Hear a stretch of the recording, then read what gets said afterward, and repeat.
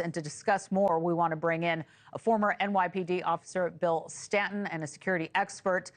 So, Bill, thanks so much for being here in person on a Saturday. We appreciate it. So these new security measures that we're all talking about, you know, obviously we hope that it's going to go all the way as far as it can go in terms of throwing everything that they can at this event.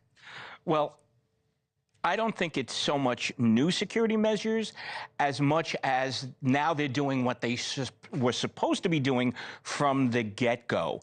After that report came out, which was scathing, they're upping their game, and I would venture to say Butler, Pennsylvania is probably the safest place on earth to be right now. Right. As we watched that video from July and we were sitting here together watching it on screen, I'm just curious what was going through your mind? Because every time you watch it, when we just slow down and we're quiet, and we watch it for a second, when it's not the noise of the background, you just watch those moments happen. What were you thinking then and now? Totally avoidable. I couldn't believe what I was watching because, you know, it's hard to criticize any agent that's willing to put their life on the line. Sure. So I blame the complainant leadership for allowing that to happen.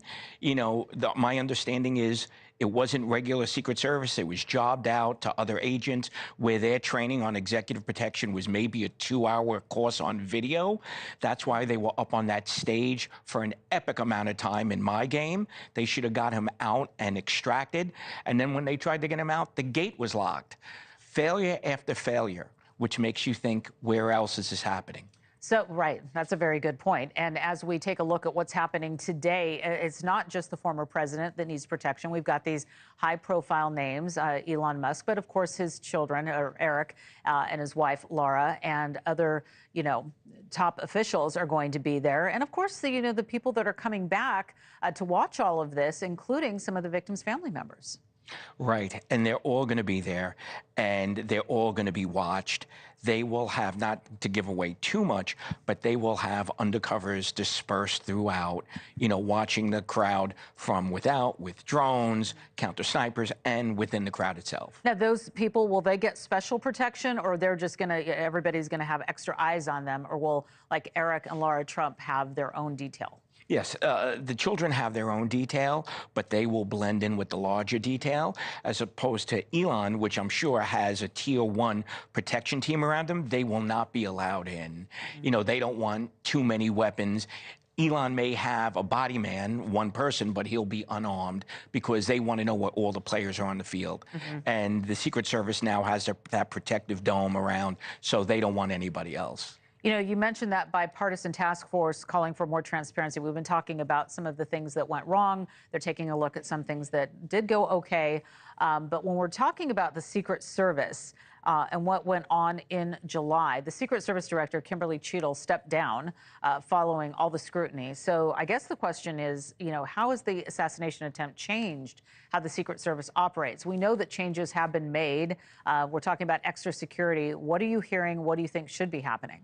Well, the first thing that gets me angry is you see with government across the board, something goes wrong, we need more money.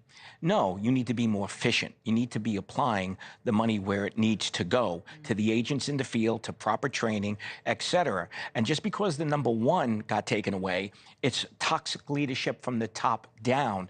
The rank and file want to do their job. It's the supervisors and the complacency. That's where I have an issue, and that needs to be audited. You know, after this happened, I interviewed a couple of former female Secret Service agents who were really upset about how female Secret Service agents had been portrayed. Obviously, anybody that has worked in law enforcement keeping a very close eye on this.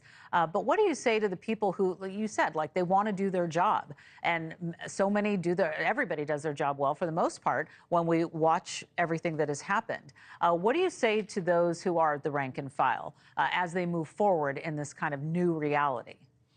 Well, accept the job that you know you're trained for. You'll never rise to the occasion. Know that you have the training.